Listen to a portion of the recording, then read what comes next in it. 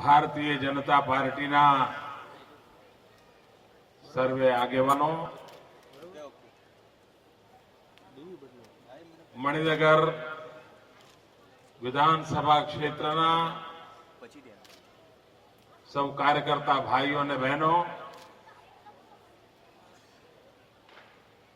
નવા વર્ષ નિમિત્તેના આ સ્નેહ મિલનમાં આપ સૌને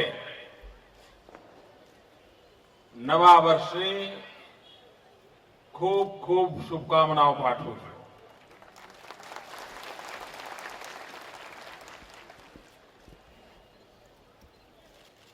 આગામી વર્ષ આપના પરિવારમાં સુખ, શાંતિ અને સમૃદ્ધિનું વર્ષ બની રહે, પ્રગતિનું વર્ષ બની રહે અને સાથે સાથે આપ સૌને સંતોષ થાય એવા અનેક વિજયો પ્રાપ્ત કરનારું આપનું વર્ષ બની રહે.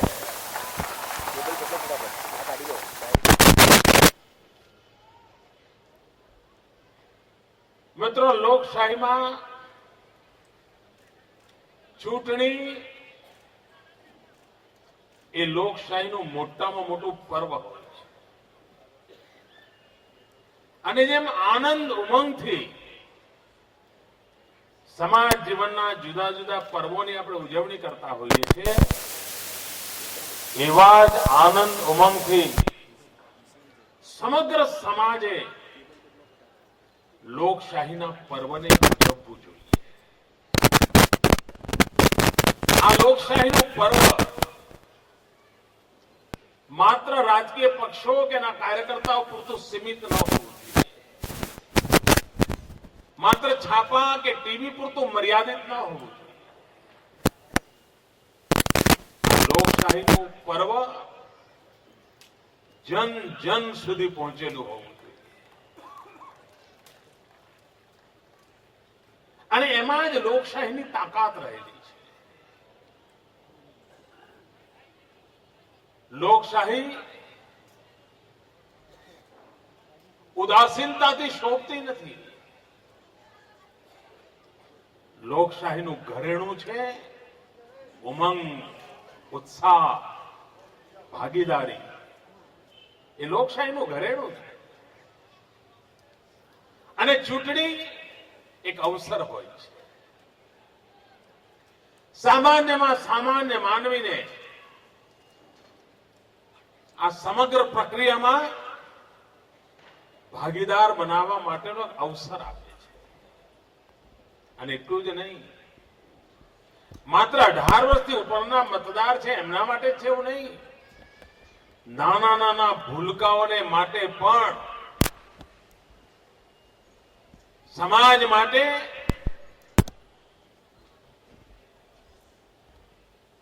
દેશ માટે, બદલાતા જતા પ્રભાવને જાણવા માટેનો એક અવસર હોય છે. બાળકો 7મા 8મા ધોરણમાં આવે, નાગરિક શાસ્ત્ર ભણતા હોય છે, સમાજશાસ્ત્ર ભણતા હોય છે. એના પ્રત્યક્ષ દર્શન આ ચૂંટણી પ્રક્રિયા દરમિયાન થતા હોય છે, એમને સમજવા મળતું હોય છે.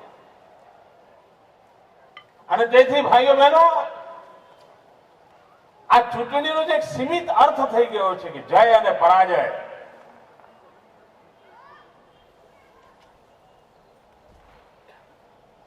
એના લોકશાહીના સાચા સ્વરૂપને અભિવ્યક્ત નથી કરતો. જય અને પરાજય એની સ્વાભાવિક પરિણતિ છે, પણ સમગ્ર પ્રક્રિયા લોકશાહીને ચેતનવંતી બનાવતી હોય છે. અને તેથી ભારતીય જનતા પાર્ટીના કાર્યકર્તા માટે ચૂંટણી માત્ર જય પરાજયનો હિસાબ નથી. हमारे मन ચૂંટણી એ લોક શિક્ષણનું પણ પર્વ છે અને જ્યારે લોક શિક્ષણનું પર્વ છે ત્યારે એ લોકોનું પણ શિક્ષણ કરે છે અને સ્વયંનું પણ શિક્ષણ કરે છે. આપણી સામાજિક રચનાઓ કેવી છે, આપણે જે ભૂભાગમાં કામ કરીએ છીએ એની ભૌગોલિક રચનાઓ કેવી છે, આપણે જે સમાજ માટે કામ કરીએ છીએ સમાજની આશા આકાંક્ષાઓ કઈ છે, આપણે જે સમાજ માટે કામ કરીએ છીએ એની મુસીબતો કઈ છે, એને જાણવાનો પરખવાનો ચૂંટણી એક અવસર હોય છે. કારણ આપણે અનેક કુટુંબોમાં જતા હોઈએ છીએ, અનેક લોકોને મળતા હોઈએ છીએ, એમની સાથે નિરાંતે વાત કરતા હોઈએ છીએ અને ઘણીવાર અનેક બાબતો એવી હોય છે જે સહજ રીતે આપણે ધ્યાને નથી આવી હોતી, પણ ચૂંટણીમાં વ્યાપક જનસંપર્ક દરમિયાન અનેક બાબતો આપણે ધ્યાનમાં આવતી હોય છે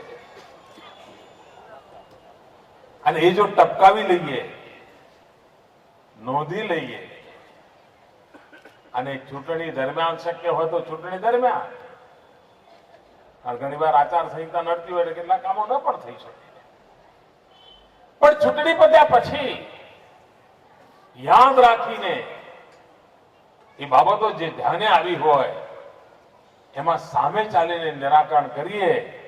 આપ કલ્પના કરી શકો છો એ સામાન્ય માનવીની સમસ્યાની તમે નોંધ લીધી હોય, એ સામાન્ય માનવીની લોકશાહી માટેની નિષ્ઠા કેટલી વધી જશે.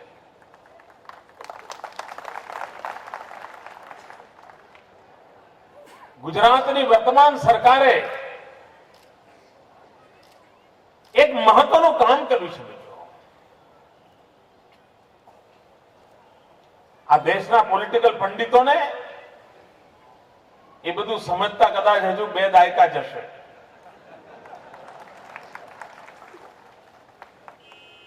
સમજતા હશે તો લખવાનું સાહસ આવતા કદાચ 2 દાયકા જશે અને મોટા ભાગના લોકો તો કદાચ નિવૃત્તિની વયે પહોંચ્યા પછી લખશે.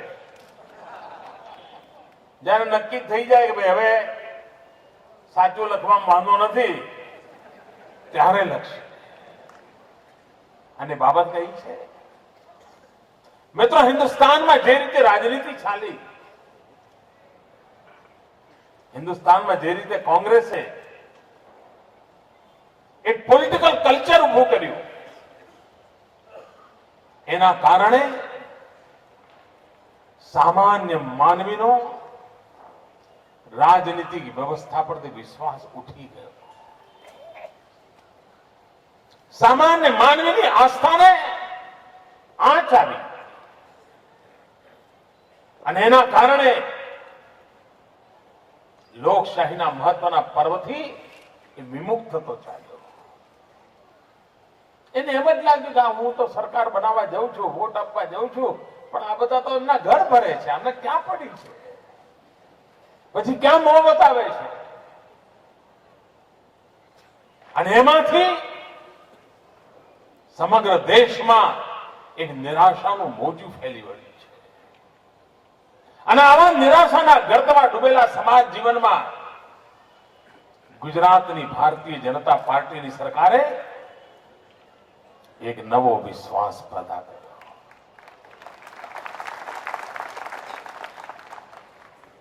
એ વિશ્વાસ માત્ર સરકારમાં નહીં, એ વિશ્વાસ માત્ર મોદીમાં નહીં, મુખ્યમંત્રીમાં નહીં, પણ એ વિશ્વાસ લોકશાહી નામની આ વ્યવસ્થામાં પેદા થયો.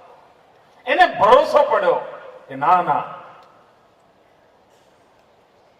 લોકશાહીનું મહાત્મય છે, જનતાનો અવાજ એમાં પહોંચે છે, જનતાના અવાજનું સામર્થ્ય સ્વીકારવામાં આવે છે.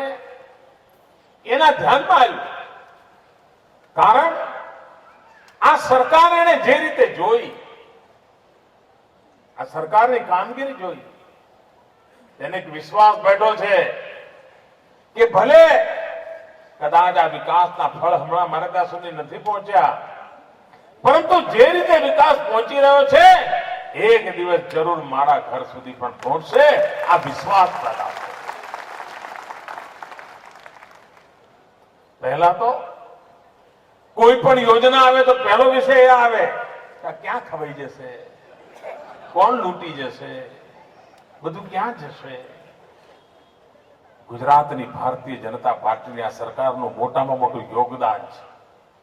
એણે નિરાશાની ગર્તમાં ડૂબેલા હિન્દુસ્તાનની અંદર એક વિશ્વાસ પેદા કર્યો છે કે આજ ભારતનું બંધારણ, આજ ભારતની લોકશાહી પદ્ધતિઓ, આજ ફાઇલો, આજ સરકાર, આજ સરકારી કર્મચારીઓ, એ નીતિ નિયમો બધું એ હોવા છતાંય દુનિયા બદલી શકાય છે, સામાન્ય માનવીની ઈચ્છાઓની પૂર્તિ કરી શકાય છે. એ પુરવાર કરવાનું કામ આ 11 વર્ષની અખંડ તપશ્ચર્યામાંથી પેદા થયું અને પરિણામે પ્રજાને વિશ્વાસ પેદા થયો છે. નહીં તો જે રીતે દિલ્હીમાં બધું ચાલે છે તો કોઈને ઈચ્છા થાય કે ભાઈ ચલો હવે આમનું કઈ કરીએ, થાય ઈચ્છા આમના માટે, આ બધું કરવા માટે? આ સામાન્ય માનવીના મનમાં પ્રશ્ન ઉઠે. અને ગુજરાતની બાબતમાં ના ના ભાઈ, અમારું ગુજરાત, એવો અનુભવ આવે છે કે નહીં? બધે જ્યાં જાવ ત્યાં અનુભવ આવે છે. ગુજરાત બહાર જાવ તો પણ એ જ અનુભવ આવે છે. ભાઈઓ બહેનો, આ આશા, વિશ્વાસ, શ્રદ્ધા એ 11 વર્ષની તપશ્ચર્યામાંથી પેદા થયું છે. અને આ નાનું સૂનું યોગદાન નથી મિત્રો. લોકશાહીમાં આસ્થા પુનઃસ્થાપિત થાય એ ઘટના જ બહુ મોટી છે. ભાઈઓ બહેનો,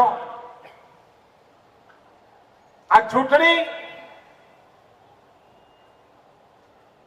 પ્રજા સાથે નિકટ જવાનો એક અવસર હોય છે. એ જ રીતે આપણા સંગઠનનો વિસ્તાર કરવા માટેનો પણ અવસર હોય છે. સંગઠનનો વિકાસ કરવાનો પણ અવસર હોય છે. આયોજન કેવી રીતે કરવું, ટીમ સ્પિરિટ કેવી રીતે પેદા કરવું, કામની વહેંચણી કેવી રીતે કરવી, કામનું મોનિટરિંગ કેવી રીતે કરવું, સમયબદ્ધ કામ કેવી રીતે પૂરા કરવા, કેટલા બધા લાખો લોકો કામે લાગતા હોય છે. અને એના કારણે રાજનીતિક ક્ષેત્રના કાર્યકર્તાનું ઘડતર થતું, એનો વિકાસ થતો હોય છે. કોઈ વિશાળ કુટુંબ હોય અને દર વર્ષે ઘરમાં કોઈને કોઈ લગ્ન આવતું હોય, દર વર્ષે કોઈનું ઘરમાં મરણ આવતું હોય, દર વર્ષે કોઈ સારો નરસો પ્રસંગ આવતો હોય, તો તમે વિશાળ કુટુંબનું જોયું હશે. એ કુટુંબના બધા લોકોને મેનેજમેન્ટમાં માસ્ટરી આવી ગઈ. એટલી બધી ચીજો એમને આવડતી હોય, કારણ કુટુંબમાં દર વર્ષે કંઈ કંઈ આવ્યા જ કરતું હોય. કુટુંબ પોતે તૈયાર થઈ ગયું. પણ જેના કુટુંબમાં 20 વર્ષે એક લગ્ન આવ્યું હોય તો પૂછવા જાય કોઈ શું કરવાનું, ભૂલી ગયા હોય. ભાઈઓ બહેનો, એમ ચૂંટણીમાં કામ કરવાથી, સાથે મળીને કેમ કામ કરાય, તદ્દન નવા સવા સાથીઓ સાથે પણ કેવી રીતે ઝૂલ મિલીને કામ કરાય, એનું એક શિક્ષણ થતું હોય છે. લોક સંગ્રહ માટેનો કોઈ ઉત્તમ અવસર હોય તો રાજનીતિક જીવનમાં બે હોય છે. એક જન આંદોલન અને બીજું ચૂંટણી. પણ જયારે આપણે સત્તા પક્ષમાં હોઈએ ત્યારે જન આંદોલનનો અવકાશ જ નથી હોતો.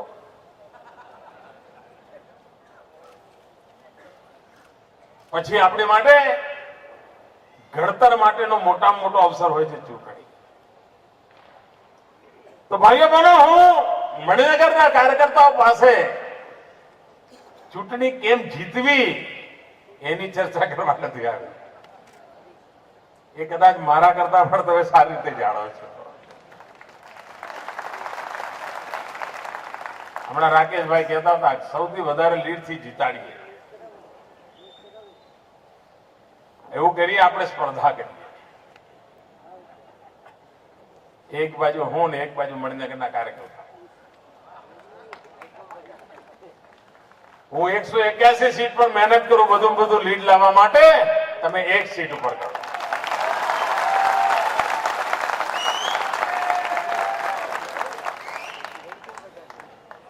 હું કોશિશ કરું 181 તમારા મણિનગર કરતા આગળ નીકળી જાય, અને તમે કોશિશ કરો કે 181 કરતા મણિનગર આગળ નીકળી જાય. મારી જવાબદારી 181 ની, તમારી જવાબદારી 1 ની.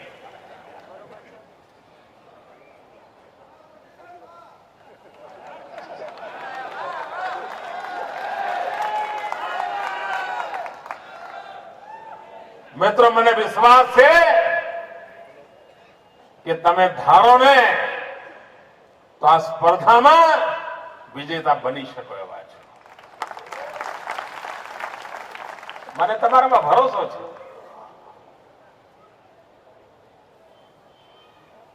તમારામાંથી મોટા ભાગના લોકો એવા હશે એ રાજનીતિક દળમાં કેવી રીતે આવ્યા એનો જરા વિચાર કરજો. મોટા ભાગના લોકો રાજકીય પક્ષમાં કેવી રીતે આવ્યા હશે?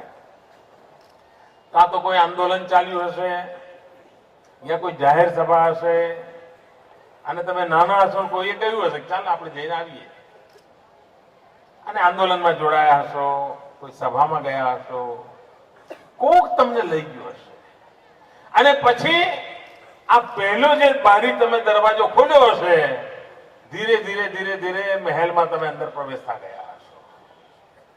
એમ કરતા કરતા પાર્ટીની વ્યવસ્થામાં જોડાઈ ગયા હશો, અને એમાંથી તમે એક રાજકીય કાર્યકર્તા બન્યા હશો.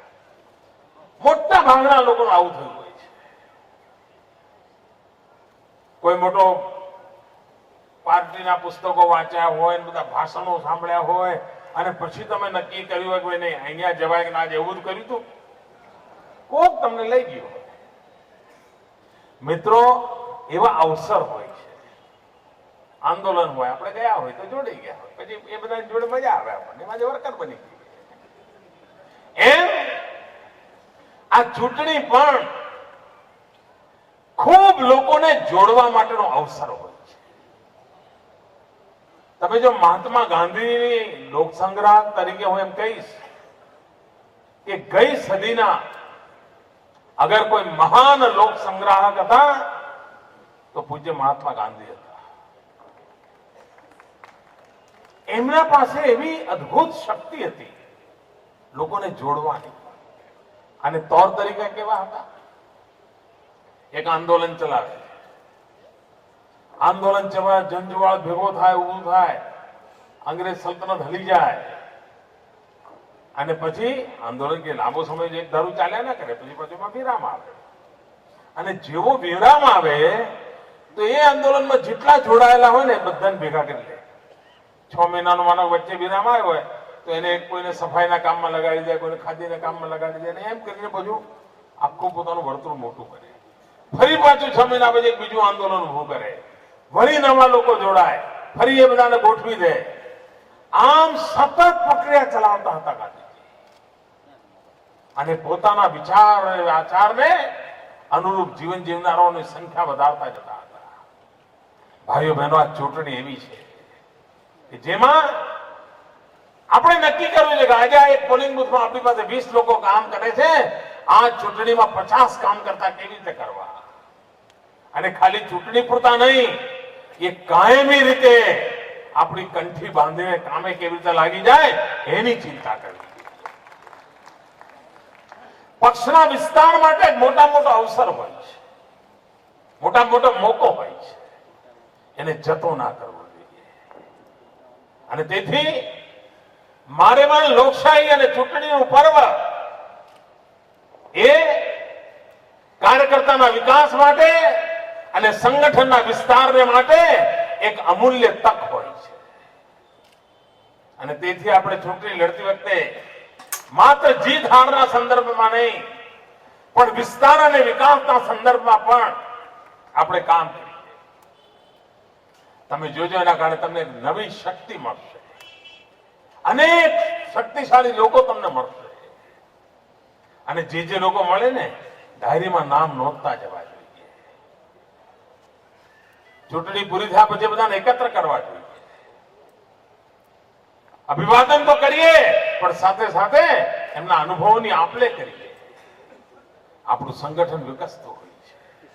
અને તેથી ભાઈઓ બહેનો, મેં કહ્યું એમ, ભારતીય જનતા પાર્ટી માટે ચૂંટણી એ માત્ર જય કે પરાજય માટે એક સીમિત ક્ષેત્ર માટે નથી. અમારે માના લોક શિક્ષણનું પર્વ છે. અમારે માના જનસંપર્કનું પર્વ છે. અમારે મન રાજનીતિક સિસ્ટમમાં નવજવાન લોકો વધુમાં વધુ આવે એના માટેનું પર્વ છે. અને એનો વિચાર કરવો. ભાઈઓ બહેનો,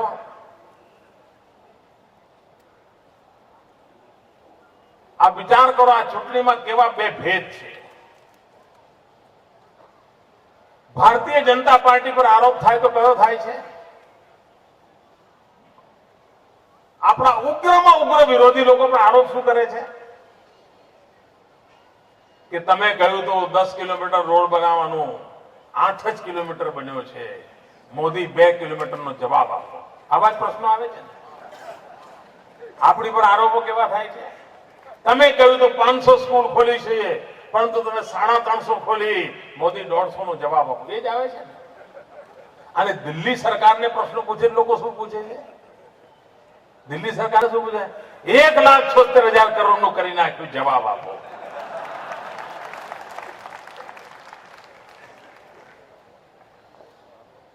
રમત ગમત કાર્યક્રમમાં કોમનવેલ્થ ગેમ એમાંથી લૂંટી લીધું, જવાબ આપો. ભાઈઓ બહેનો, આ બે બાબતો સમજવા જેવી છે. આપણા વિરોધીઓ પણ આપણી પર આરોપ કરે છે તો શેનો કરે છે? વિકાસના સંદર્ભમાં કરે છે. જ્યારે કોંગ્રેસ પાર્ટી પાસે આ દેશ વિકાસની તો આશા જ નથી રાખતી. કોઈ કોંગ્રેસ વાળાને તમે પૂછ્યું ભાઈ કે ચલો બોલો તમે આ 5 વર્ષમાં કેટલા કિલોમીટર રેલવે વધારી? પૂછ્યું કોઈ દાડો? ખબર જ છે ત્યાં કશું થવાનું જ નથી, પૂછે જ નહીં. લોકો આટલું જ કે કેટલું ઘર ભર્યું કર્યું કે ભાઈ તમે કેટલા ભર્યા બતાવો. આ જ પૂછે. જો સાહેબ, આ કોંગ્રેસની આબરૂ છે અને વિકાસની વાત એ આપણી આબરૂ છે. સામાન્ય માનવી પણ આપણી જોડે વિકાસની વાત કરે છે. એને વિકાસની વાતમાં રસ પડ્યો છે. હમણાં દિવાળી પછી કાંકરિયા જે રીતે ઉભરાય છે, મને અનેક લોકો ફોન કરીને કહેતા હોય, સાહેબ આ તમે બહુ શરૂ કર્યું. આ નથી મધ્યમ વર્ગના માનવીએ ક્યાં જવું કોઈ જગ્યા જ નહોતી. અમે તો ક્લબોમાં જવાની તો પૈસા ના હોય અમારી પાસે. આ અમારા કાંકરિયું રળિયામણું થઈ ગયું, બહુ સારું થઈ ગયું. ભાઈઓ, વિકાસ સામાન્ય માનવીને કેવી રીતે કામમાં આવે? સામાન્ય માનવીને પોતિકાપણું કેમ લાગે? એ રીતે આપણે વિકાસ કર્યો છે. અને એનો લાભ જન જન સુધી પહોંચાડવા માટેની મથામણ કરી છે. રાજીવ ગાંધી દેશના પ્રધાનમંત્રી હતા અને એ વખતે એમનો વિજય વાવતો એવો ફરકતો હતો કે પંચાયતથી પાર્લામેન્ટ સુધી કોંગ્રેસ પાર્ટી સિવાય કોઈ હતું જ નહીં. એક જ પાર્ટીનું એક ચક્રી શાસન હતું. નીચે ઉપર કોંગ્રેસ સિવાય કોઈ હતો નહીં. આટલો બધો વિજય વાવતો ફરકી ગયો હતો. અને એવે વખતે એમણે એક વાત કહી હતી, આ કોઈ ભાજપ વાળા નહોતી કહી, કોંગ્રેસ પાર્ટીના પ્રધાનમંત્રી રાજીવ ગાંધીએ કહી હતી. એમણે કહ્યું હતું કે દિલ્હીથી 1 રૂપિયો નીકળે છે, ગામડામાં જતા જતા 15 પૈસા થઈ ગયા છે. આપણે તો હતા નહીં એ વખતે. આપણી પાર્ટી ક્યાંય નહોતી. બધા એમના જ હતા. નીચે ઉપર બધા એમના જ હતા. એમનો જ 50 રૂપિયા ગસતો હતો.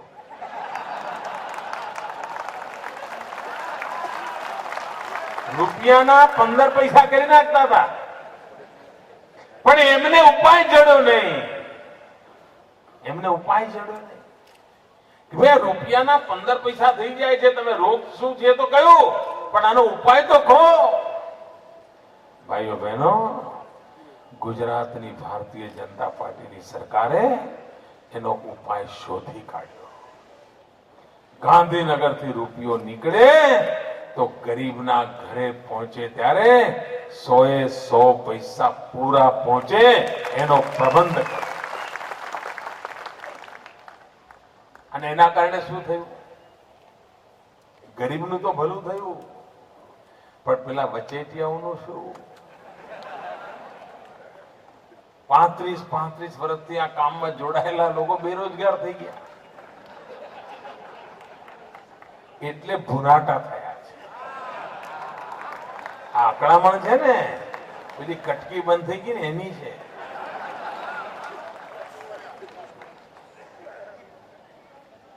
એના કારણે એમ થાય છે. બીજી બાજુ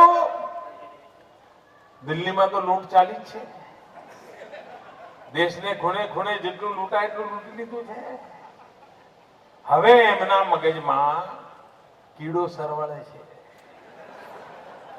કે આટલું સમૃદ્ધ રાજ્ય બાકી કેમ રહી ગયો?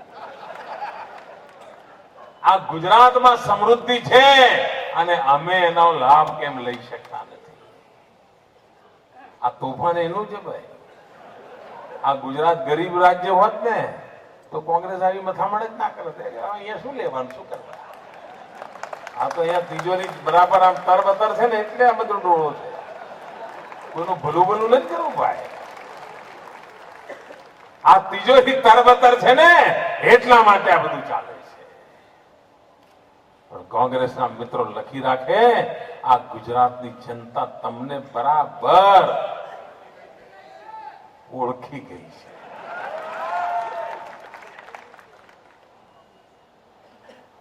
અંગૂઠાથી માથા સુધી બરાબર તમને ઓળખે છે, અંદરથી બહારથી બધું ઓળખે છે.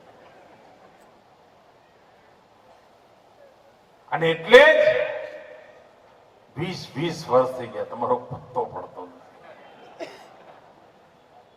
તાલુકા પંચાયતમાં નહીં, જિલ્લા પંચાયતમાં નહીં, નગરપાલિકામાં નહીં, ગ્રામ પંચાયતમાં નહીં, ગાંધીનગરનો તો સવાલ જ નથી.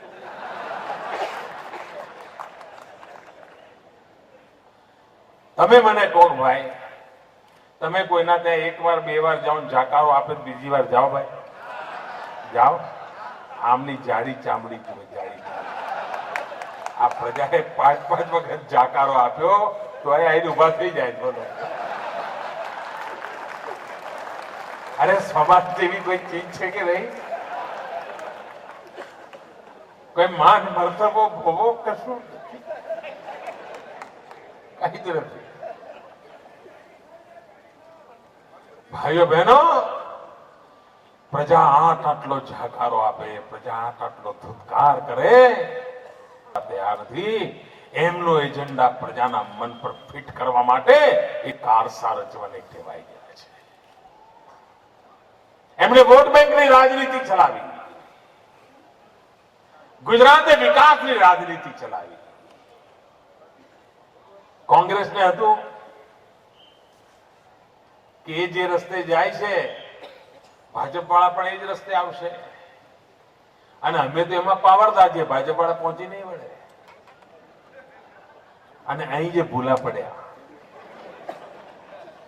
અહીં જ ભૂલા પડ્યા. એમને ખબર જ નહોતી કે ભારતીય જનતા પાર્ટીની પોતાની જુદી દિશા છે, જુદા તौर તરીકા છે, એની નીતિ જુદી છે, એની રીતિ જુદી છે, એનો એમને અંદાજ હતો. અને એના કારણે એ આપણને અનુસરી શકતા જ નથી, અનુસરી શકતા જ નથી. હવે કેટલાક નાના મોટા આમ ડાયલોગ ઉઠાવે, પણ એમાં અંદરથી ના નીકળે. હવે કોંગ્રેસ વાળા 6 કરોડ ગુજરાતી બોલતા થઈ ગયા છે. એમને ન ફાવ્યા, કારણ કે અત્યાર સુધી બધાને ભાંગલા જ પાડ્યા હોય. જાતિઓને જુદી કરી હોય, કોમને જુદી કરી હોય, મોહલ્લાને જુદા, એ જ કર્યું હોય એમણે. હવે બધું ભેગું કરીને બોલવામાં તકલીફ પડે. એમણે ગીતો લખવડાયા છે એમણે, એમાં 6 કરોડ ગુજરાતી બોલે છે. હશે આટલું તો શીખ્યા.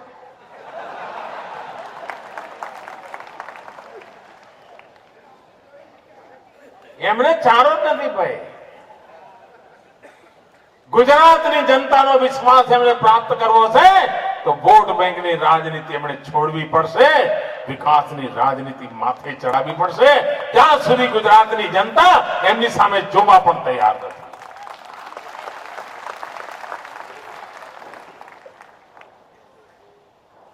બરબાદ કરી મૂક્યો દેશને. ભાઈ ભાઈઓને લડાવવા. ભૂતકાળમાં શું દશા હતી? 10 વર્ષમાં 3 વર્ષ રથયાત્રાની જોડે કરફ્યુ આવતો હતો કે નહીં ભાઈ? 10 વર્ષમાં 3 વખત કરફ્યુ આવે કે ના આવે? હુલ્લડો, તોફાનો એ તો જુદા પાછા. એ તો ક્રિકેટની મેચનો એ કરફ્યુ આજ ચાલતો હતો ને. કઈની રાજકારણ એમના ઉપર હતું બધું. એમની દુકાન જ આનાથી ચાલતી હતી. હવે આ બધું બંધ કરી દીધું. કરફ્યુ નહીં, ચક્કાબાજી નહીં, હુલ્લડો નહીં, તોફાનો નહીં, બધું સુખ શાંતિથી ચાલે છે. એમને અકળામણ થાય સારું સુખ શાંતિથી કેમ ચાલે છે? બસો કેમ બળતી નથી? એમને વાત તકલીફ છે બોલો. બસો કેમ બળતી નથી? તમે વિચાર કરો, આપણા BRTS ના બસ સ્ટેશન કેટલા સરસ બન્યા છે. કોઈ નાગરિક એનો એક એક કાચ તોડે છે? કોઈ નાગરિક એને એક પેલો થાંભલો તોડે છે? પ્રજા માણસમાં કેવો બદલાવ આવ્યો છે આ એનું ઉત્તમ ઉદાહરણ છે. નહીં તો પેલા ખપાટિયા જેવા બસ સ્ટેશનો હતા તો તમે જો 2 મહિના તોડી નાખે છોકરાઓ, તોડી નીચે ફૂવાડી દીધી અને પોલીસ દંડા મારતી. સુખ ચેનની જિંદગી જ નહોતી મિત્રો. હવે શું ગુજરાતની જનતા એ દિવસો પાછા લાવે? આવા દે? આવી મુસીબતો દોજક જેવી જિંદગી જીવવાનું કોઈ પસંદ કરે? તો કોંગ્રેસના મિત્રો તમે એવા પાપ કર્યા છે, આ ગુજરાતની જનતા તમને માફ ક્યારે નથી કરવાની, ક્યારે નહીં. ભાઈઓ બહેનો, આ ચૂંટણીમાં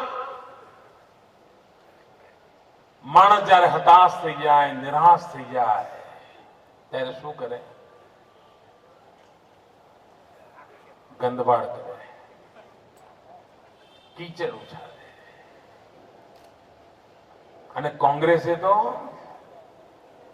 એક ડર્ટી ટ્રીક ડિપાર્ટમેન્ટ બનાવ્યું છે.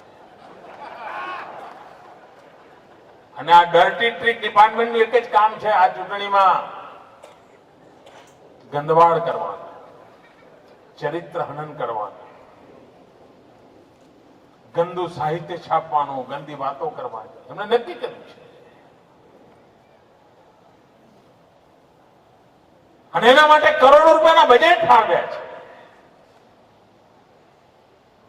લોકશાહીને કલંક લાગે એવા તોર તરીકાના એમના કારસા રચ્યા છે.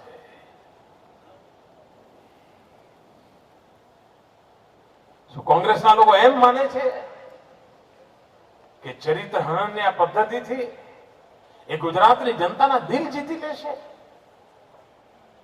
શું લોકશાહીની અંદર શોભાવૃદ્ધિ કરશે? કોંગ્રેસના મિત્રો, કદાચ 1-2 મહિના તમને આનો આનંદ આવશે, વિકૃત આનંદ આવશે, પરંતુ ગુજરાતની લોકશાહીની પરંપરાને અકલ્પ નુકસાન થશે. કોઈનો લાભ ભલું નથી થવાનું. અરે આવો ખુલ્લે આમ ચર્ચા કરો. તમારી વાત તમે મૂકો, અમારી વાત અમે મૂકીએ. નિર્ણય જનતા જનાર્દન કરે. પણ કોંગ્રેસ એટલી હતાશ થઈ ગઈ છે, નિરાશ થઈ ગઈ છે કે એનામાં સાચી ચર્ચા કરવાનું સામર્થ્ય નથી રહ્યું. પોતાની વાત મૂકવાની શક્તિ નથી રહી. એમને અપપ્રચાર, જૂઠાણા, ચરિત્ર હનન આ જ પ્રવૃત્તિઓ કરવા સિવાય કોઈ રસ નથી.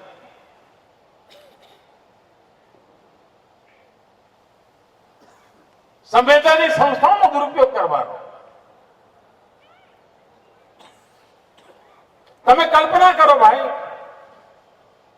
તમે જો ગુજરાતને પ્રેમ કરતા હો અને ગુજરાતમાં કોઈ સારી બાબત બનતી હોય તો તમે એના વિરુદ્ધ કોઈ કાવા દાવા કરો?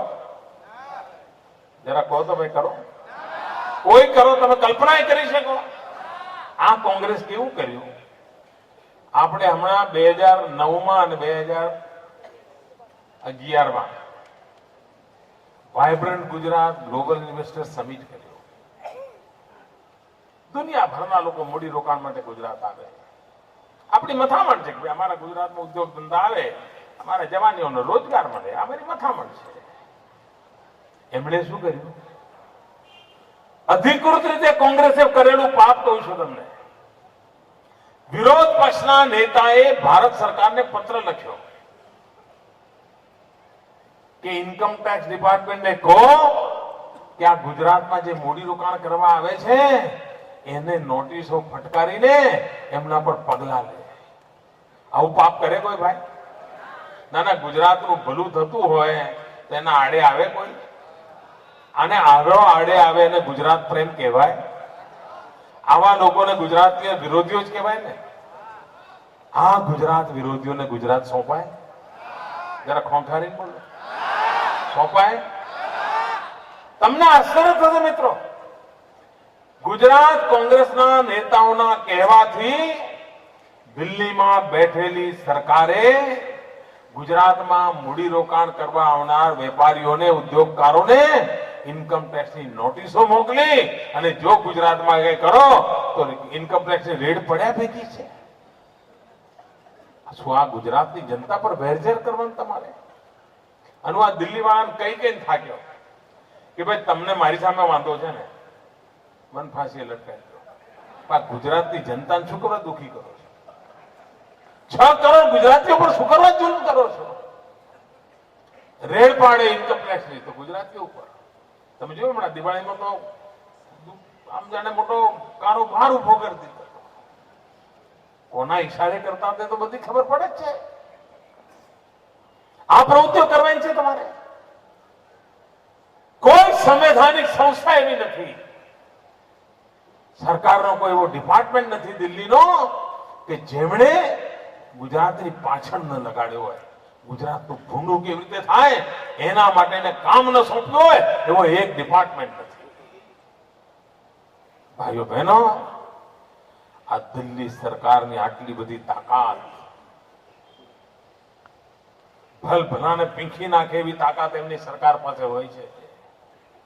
આ તો ગુજરાત સત્ય અને નેકના આધારે ઉભું છે એટલે એનો વાળ વાંકો નથી થતો. દોસ્તો, વાળ વાંકો નહીં તો ગુજરાતને ક્યારનું પીંખી નાખ્યું હતા. તો તમને યાદ હશે 2004માં પહેલી વાર એમની સરકાર બની ને, અને કોંગ્રેસની દિલ્હી સરકારનું પહેલું નિવેદન શું આવ્યું યાદ છે? બીજા દિવસે કેન્દ્ર સરકારના મંત્રીએ નિવેદન કર્યું હતું કે અમે 356ની કલમ લગાવીશું અને મોદીને અમે ઘર ભેગો કરીને જેલ ભેગો કરીશું. આવું કહ્યું તું નહીં? શું થયું ભાઈ? આવું બોલ.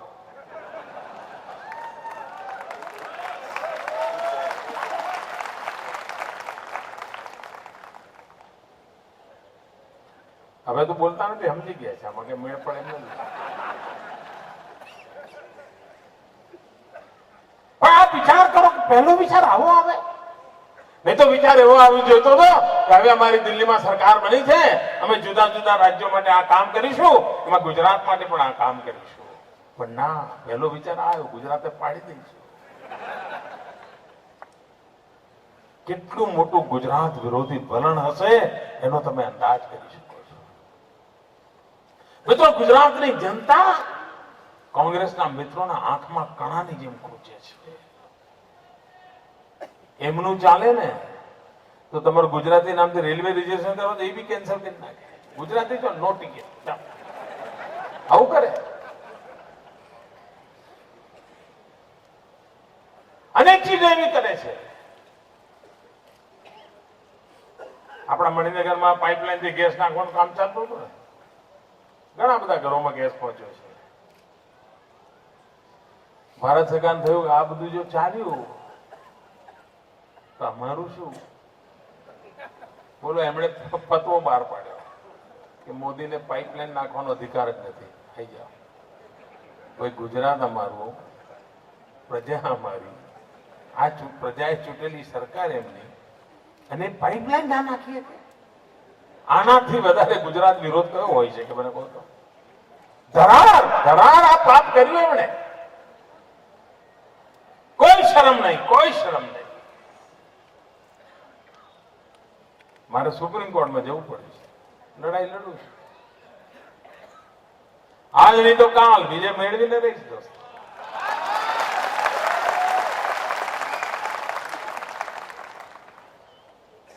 પણ આવા તો હું એવા સેંકડો ઉદાહરણ આપું તમને.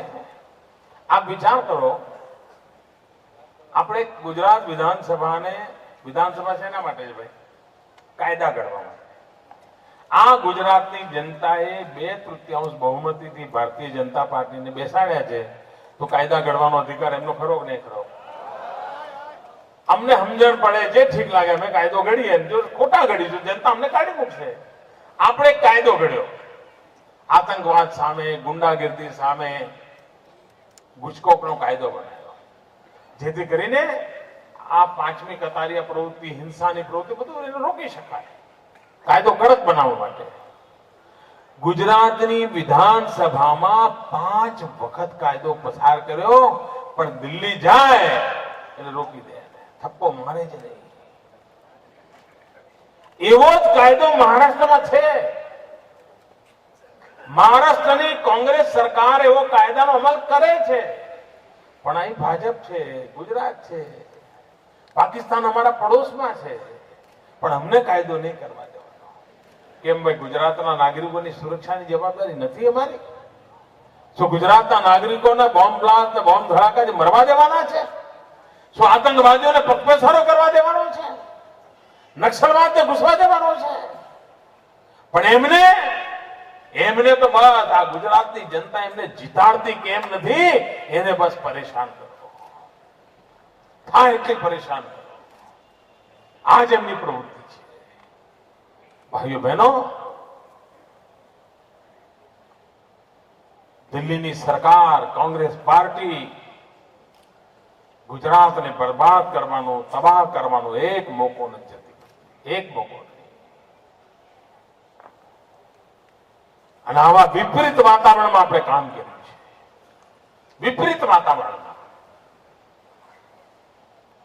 અને વિપરીત વાતાવરણમાં કામ કરીને આજે આખી દુનિયામાં મિત્રો વિકાસની વાત આવે એટલે ગુજરાતની ચર્ચા થાય. ગુજરાતની ચર્ચા થાય તો વિકાસની વાત આવે વિના રહે નહીં. એ સ્થિતિ આપણે પ્રાપ્ત કરી છે. અને હું જયારે એમને કહું છું, આવો ભાઈ અમારી જોડે સ્પર્ધા કરો ને, હમણાં કોંગ્રેસના લોકો જો રોજ નવા વચનો આપે, અમે આ કરીશું, અમે પેલું કરી, કે છે કે નથી કરતા? નહીં, તમે જોયું કે ઘણી વાર કોઈ સાધુ મહાત્મા મળી જાય તો તમને આશીર્વાદ આપે, જા બેટા તુજે મોક્ષ દે દિયા. તો પૂછો તો કે સરનામું લાવે કેવી રીતે જવાનું, કબજો લેવો મારે કેવી રીતે જવાનું? એમ કોંગ્રેસ વાળા પણ જા બેટે એ દે દિયા, એ દે દિયા, બધું હમણાં આપવા જ માંડે. એમને ખબર છે કે નવા નીચોવાનું કઈ છે નહીં. આપો જૂઠાણા વચનો આપો. મેં આ કોંગ્રેસના મિત્રોને કહ્યું છે કે તમે આ બધું જેટલા અહીંયા વાયદા કરો છો ને, એમાંથી એક તમે મહારાષ્ટ્રમાં તમારી સરકાર છે ને અમલ કરી બતાવો, રાજસ્થાનમાં તમારી સરકાર છે ને અમલ કરી બતાવો, તો અમે માનીએ કે હાલ મેં સાચું કરું છું. કરવું જ નહીં, કઈ જૂઠાણા ફેલાવાના અને વોટ પડાવી લેવાના. પાછું એમાં માસ્ટર છે, 100 દિવસમાં મોંઘવારી હટાવી છે એમ કહેવાનું, પછી 8 વર્ષ થયા મોંઘવારી આપણે જોતા જ નથી, વધતી જ જાય, ભલે વધે, વધવા દો.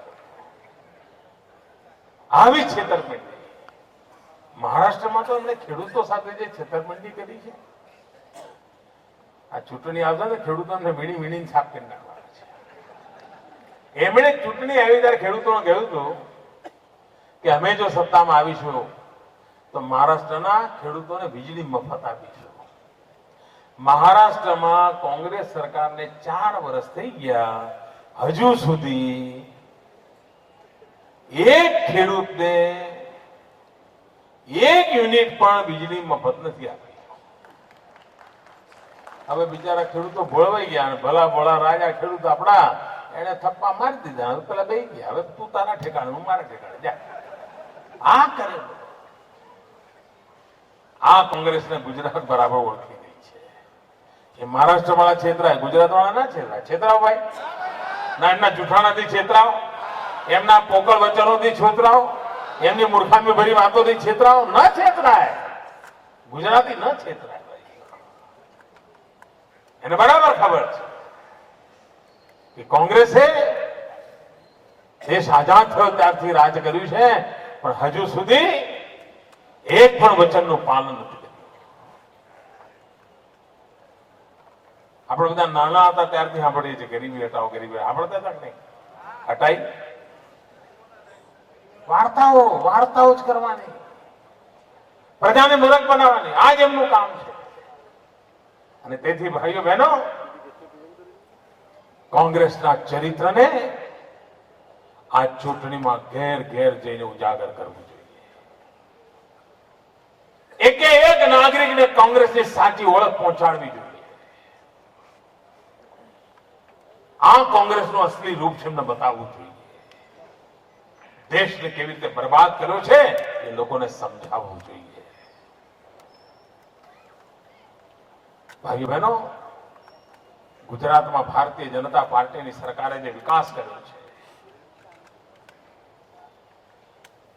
અમારા કોંગ્રેસના મિત્રો કે વિકાસ બતાવો, વિકાસ બતાવો. મેં એમને એકવાર પૂછ્યું, મેં કહ્યું ભાઈ આ તમારું રાજીવ ગાંધી ફાઉન્ડેશન કોનું છે? તો કે અમારું છે. મેં કહ્યું એના અધ્યક્ષ કોણ છે? તો કે સોનિયાબેન છે.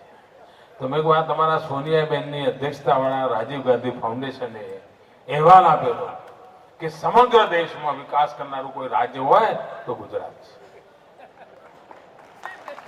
હવે રિપોર્ટ છપાઈ ગયો અને સોનિયાબેનને ખબર પડી ગાળું હતો કે કાળું કપાઈ ગયું. એટલે એમણે શું કર્યું, આ કામ સોંપેલા 2 જે અર્થશાસ્ત્રીઓ હતા એમને નોકરીમાંથી જ કાઢી મૂક્યા. પેલા લોકો કે પણ અમારે સાચું તો કરવું પડે. કે સાચું બચું કઈ નહીં, મોદી આવે ને તમારે પાડ ચોકડી જ મારવાની હોય, જોવાનું જ ના હોય, કાઢી મૂક્યા. ભાઈઓ બહેનો, સત્ય છાબરે જઈને પોકારતો હોય છે. તમે જમે તેટલા ચોકડા મારો, એથી ગુજરાતને ચોકડો લાગવાનો નથી. ગુજરાતમાં એક સામર્થ્ય છે અને ગુજરાત નવી નવી વિકાસની ઊંચાઈઓને પાર કરનારું રાજ્ય છે. હમણાં ભારત સરકારે આંકડા બહાર પાડ્યા. આખા દેશમાં ઓછામાં ઓછા બેરોજગાર કોઈ રાજ્યમાં હોય તો એ રાજ્યનું નામ છે ગુજરાત. આખા દેશમાં આ આંકડા ભારત સરકારના છે. હવે કોંગ્રેસ વાળાને તમે કહો નહીં નહીં નહીં એ બધા મોદી તો ગપ્પા મારે. અરે ભાઈ મોદીનું નથી, આ તો ડોક્ટર મનમોહનસિંહજીના આંકડા છે. પણ એમને સાચું સ્વીકારવું જ નથી, જૂઠાણા ફેલાવા છે. આપ કલ્પના કરજો મિત્રો, એવા જૂઠાણા આવશે, એવા જૂઠાણા આવશે. બીજું મિત્રો, કોંગ્રેસના મિત્રો મોટી ભૂલ કરે છે. જે જૂઠાણા ચલાવે ને એની યાદ શક્તિ જોરદાર હોવી જોઈએ. તમે જુઓ 6 મહિના પહેલાના કોંગ્રેસના નિવેદન વાંચો. શરૂઆત એમણે કરી હતી, મોદી ભ્રષ્ટાચારી છે. કેમ? તો મોદી પાસે 250 જોડો જબ્બા છે. આ કોંગ્રેસે આરોપ લગાવ્યો. મેં એક જાહેર સભામાં કહ્યું, મેં કહ્યું ભાઈ પહેલા તો આવતું હતું કે ફલાણા મુખ્યમંત્રીના જમાઈએ 250 કરોડ બનાયા, ફલાણા મુખ્યમંત્રીના જમાઈના 250 કરોડ તો ફલાણી જગ્યાએ, પણ એવું બધું આવતું હતું ને. હમણાં જમાઈ રાજ્યોની ચર્ચા તો દિલ્હીમાં બહુ ચાલે છે. મેં કહું કમસે કમ આ એક મુખ્યમંત્રી એવો છે કે જેના ઉપર મોટામાં મોટો આરોપ એ છે કે એની જોડે 250 જપ્પા છે. ત્યાંથી શરૂ કર્યું હતું એમણે 2800 જબ્બાથી. પછી એમને થયું આનું તો ઓછું લાગે છે, તો શું કરો? તો બીજાએ કહ્યું 10,000 કરો. તો ત્રીજાને થયું યાર પેલો 10,000 કહે છે તો હું કેમ પાછો? બીજાએ કહ્યું 15,000 કરો. તો ત્રીજો આ 15,000 કર્યું તો 40,000 કરો. હવે તો મેં સાંભળ્યું કે લાખ કરોડે પહોંચાડ્યું, 1 લાખ કરોડ. એટલે જુઠાણા પણ એવા જ ચલાવે છે કે જેનું તલ્યું જ ના હોય સાહેબ. એ ભૂલી જાય છે કે ગઈકાલે કયું જુઠાણું બોલ્યા હતા ને આજે કયું બોલવાનું ભૂલી જાય છે. એટલે પછી અને કોઈ છાપા વાળો જરા મજાકી હોય ને તો આમ જરા ટાઈટ કરે, પછી વળી એનું બી ઠોકી દે. આવા લોકોથી આ ગુજરાતનું ભલું થવાનું છે ભાઈ, ભલું થવાનું છે. હમણાં ભારતીય જનતા પાર્ટીની એક જાહેરાત આવે જોઈ કેપ્ટન વાળી, હે બોલો કબડ્ડી. મેં જાહેરાત જોઈ ત્યારે મને એમ થયેલું કે આ લોકો સમજશે, એવો મને પ્રશ્ન ઉઠ્યો જે ભાઈ બનાવી લાયા હતા. અને મારા માટે આશ્ચર્ય છે કે એક પણ શબ્દ વગરની એ જાહેરાત આખું ગુજરાત સમજી ગયું કે જાહેરાત શું કહેવા માંગે છે. પ્રજા માનસમાં કેવી દ્રષ્ટિ હોય છે એનું ઉત્તમ ઉદાહરણ આ છે. અને એટલું જ નહીં, મેં નહીં હોય તો પણ 20 જુદા જુદા છાપાઓમાં અને વેબસાઇટ પર આ ભાજપની જાહેરાત ઉપર લેખો જોયા. નહીં તો કોઈ જાહેરાત ઉપર લેખો છપાણા હોય એવું મેં ક્યારેય નથી જોયું. 30 સેકન્ડની જાહેરાત એને સંદેશ કન્વે કરી દીધો. એક શબ્દ આવે છે કેપ્ટન, વાઇસ કેપ્ટન, બસ આટલું જ. અને કોંગ્રેસની આબરૂના લીરે લીરા ઉડાવી. એનો કે પ્રજા માનસમાં વાત કેટલી પકડાયેલી પડી છે એનું ઉત્તમ ઉદાહરણ છે. ઉત્તમ ઉદાહરણ છે. ભાઈઓ બહેનો, આપ ચૂંટણીના મેદાનમાં જઈ રહ્યા છો. હવે તો 1 મહિનો પણ બાકી નથી, કારણ કે આવતી 18મી તારીખે તો બધા આરામ કરતા હશો. એવું જશે ને તો 29 દિવસ રહ્યા છે. આજથી જ નક્કી કરીએ, પલાઠી વાળીને બેસવું નથી અને બેસવા દેવાય નથી. વધુમાં વધુ જનસંપર્ક, વધુમાં વધુ લોક શિક્ષણ, વધુમાં વધુ નવા કાર્યકર્તાઓ બનાવવાના, વધુમાં વધુ સંગઠનનો વિસ્તાર કરવાનો, વધુમાં વધુ કાર્યકર્તાનો વિકાસ કરવાનો, એવા મંત્ર સાથે આ લોકશાહીના પર્વને આપણે ઉજવીએ. અને આચારસંહિતાના બધા નિયમોનું પાલન કરીને કરીએ મિત્રો, ગૌરવપૂર્ણ રીતે પાલન કરીને કરીએ. બતાવીએ દેશને કે ચૂંટણી નિયમોથી આવી રીતે પણ લડી શકાય છે. અને મને વિશ્વાસ છે મારા મણિનગરના સાથીઓ આ કરીને રહેશે. ભાઈઓ બહેનો, આ ચૂંટણી આપે લડવાની છે, કાર્યકર્તાઓએ લડવાની છે. એક એક સિપાહી એ જ અમારો સેનાપતિ છે. અને વિજય નિશ્ચિત છે મિત્રો, કારણ આપણે વિકાસને ભરેલા છે.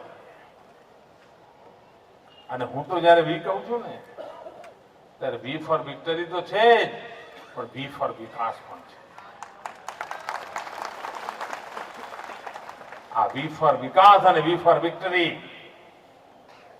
અને મિત્રો, ભારતીય જનતા પાર્ટીનું આ વખતનું સૂત્ર એક મત ગુજરાત. ગુજરાતનો એક જ મત બધાનો કયો? બને ભાજપ સરકાર.